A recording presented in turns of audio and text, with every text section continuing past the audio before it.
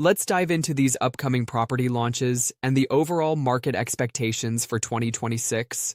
We're seeing government lands, PropNex deals, and some really interesting residential projects like Chuan Grove and Chuan Park. Mm-hmm. Absolutely. It's quite the spread. I mean, we've got GLS slated for 2H 2025, right? And then PropNex is featured pretty prominently. How do you see these government land sales shaping market sentiment? Yeah, well, the GLS launch in 2H 2025 is set to influence the market by, increasing available supply in strategic locations. It's like they're creating a benchmark, and investors are watching how these prices stack up against both resale and transacted new launch prices. Exactly. And PropNex's involvement adds weight to the pricing analysis. It seems they're using detailed analytics to compare transacted prices, like those seen at Chuan Park versus the latest OCR bids. Speaking of Chuan Park, have you noticed how extensive the details are? They've got the land size, unit counts, lease terms. For instance, Chuan Park boasts 400,588 SQFT and 916 units with a top estimated for September 2028. True. And then there's Chuan Grove, split into Parcel A and Parcel B. Parcel A with 170,408 SQFT and 555 units, and Parcel B with 156,230 SQFT, offering 505 units, all set for top dates around 2030. It really shows the developer's strategy in balancing launches. Right again. And if you think about it, the timing is interesting. Chuan Grove's sales launch dates are staggered.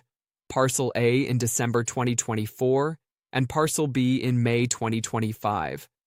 This staggered approach might help smooth market absorption. Yeah, exactly. But then, there's also the aspect of resale pricing comparisons and accepted prices in the vicinity. Look at how Chuan Park's new launch prices are set against resale transactions in areas like Bishan Street or Woodley Lanes, which brings up a good point about market positioning. For sure, it's like comparing apples to, slightly different apples. New launch pricing versus accepted resale prices in similar regions provide a compelling narrative on supply and demand. They even dive into specifics like 2-bedroom plus study units with list prices around $196 million and PSF metrics aggregated. Right. And then you have the expansive information on the larger 3-bedroom configurations, which some argue are in short supply. Prices are detailed, with PSF values neatly tabulated, showing consistency around $2,600 per SQFT in resale transactions. Yep, I'm with you. You know, one of the big selling points for these projects seems to be the convenience factor. They're touting not only residential amenities, but also a lifestyle, like accessible transport hubs, a variety of food courts, and shopping malls integrated within the lifestyle. Exactly. Absolutely. Particularly the proximity to MRT stations like Lorong Chuan and the Circle Line, which, by the way, is noted as the most strategic MRT line due to its 12 interchanges. That's a huge deal for daily commuters and investors alike. Yes, very alike. strategic indeed. And let's not forget the fact that the properties are also benefiting from educational conveniences. With major international schools and local education hubs nearby, like Stanford American International School and Australian International School, it adds a whole new dimension to the value proposition. Right. But don't you think there might be a concern regarding potential oversupply? I mean, with so much emphasis on new launches and new developments, could this saturate the market? That's a valid point. I get that concern. But the data suggests a controlled rollout. The launches seem to be tiered with careful analysis on unit types. For instance, the complex offers a variety from compact 2-study units, which are under 750 SQFT, up to larger 3-bedroom units over 1,200 SQFT. The controlled supply might actually keep demand robust. I see your point. Fair enough. Plus, the resale data shows there's already a healthy appetite for both smaller and larger units in that corridor. The figures for PSF and overall pricing appear relatively steady despite market fluctuations. Exactly, and that's reassuring for investors. And speaking of investors, it's quite interesting to note the competitive bidding dynamics. Look at the reports where Singhai JV tops 8 bids for the Bayshore plot with an offer of $1,388 PSF, and even earlier deals that reached around $1,058 PSF for Chuan Park. Yeah, that really highlights the investor drive in these suburban yet well-connected regions. It's like a tug of war between affordability and premium accessibility. Precisely. And on the flip side, there's the overall infrastructure boost. Beyond just the property itself, the new tech parks, refurbished malls like Nex and Junction 8, and even upcoming healthcare services, like the largest polyclinic near Nex, hint at holistic community upgrades. Yeah, that part really caught my eye. Right? If you consider the polyclinic being built opposite Nex, it's not just residential convenience but overall lifestyle convenience, including access to healthcare, extracurricular amenities, and shopping. It's almost a mini ecosystem. Oh yes, a complete ecosystem indeed. And speaking of ecosystems, the food and beverage options really seem to be a big draw. For example, New Tech Park offers a well-rounded food court with everything from local delights to international choices. This diversity ensures that residents have convenient dining options. You're right. I was impressed by the mention of specific outlets, like Din Tai Fung and Toastbox at Bishan Junction 8, and then the broader range at Serangoon Nex.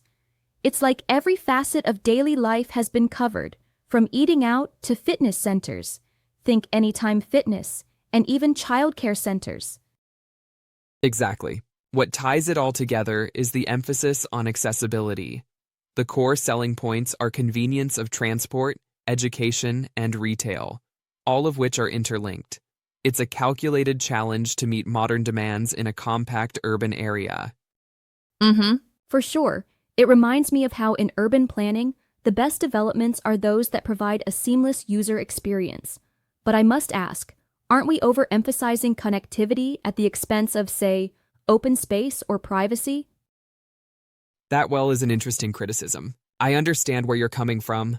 However, the projects like Chuan Park also tout extensive green spaces and pedestrian connectivity.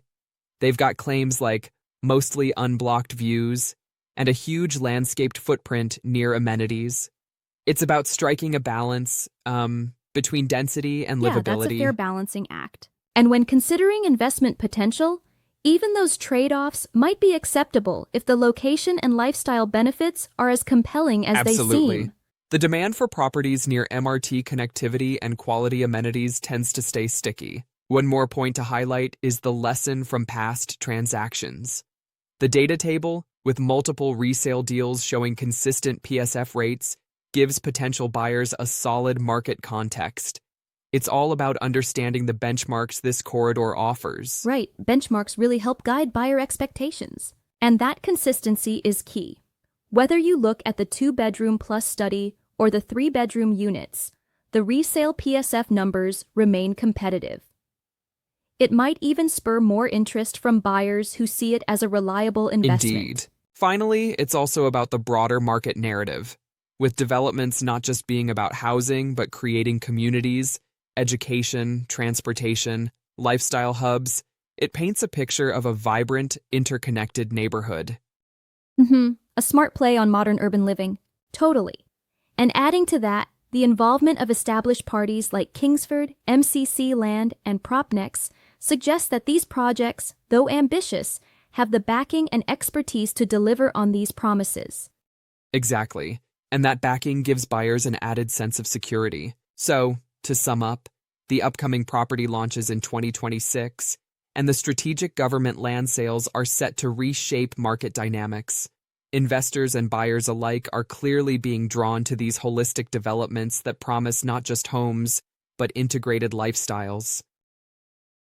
Right on. That's the key takeaway. It's an exciting time for the market, with, plenty of opportunities and challenges wrapped into these launches. I'm keen to see how the balance of affordability versus premium amenities plays out over the next few years. Absolutely. And as always, we'll be watching closely how these strategies influence buyer behavior, the resale benchmarks, and overall market stability. The future here looks promising, with connectivity, education, retail, and healthcare all taking center stage. Indeed. It's quite the complete package. Thanks for this deep dive. It's been incredibly insightful, discussing every facet from government land sales to the subtle nuances of transport, education, and even food convenience. Thank you as well. Always great to hash out these details together. And with that, we wrap up today's exploration of what's in store for the market. Looking ahead, these launches aren't just about new properties, they're about building future-ready communities. Absolutely a forward-thinking vision indeed.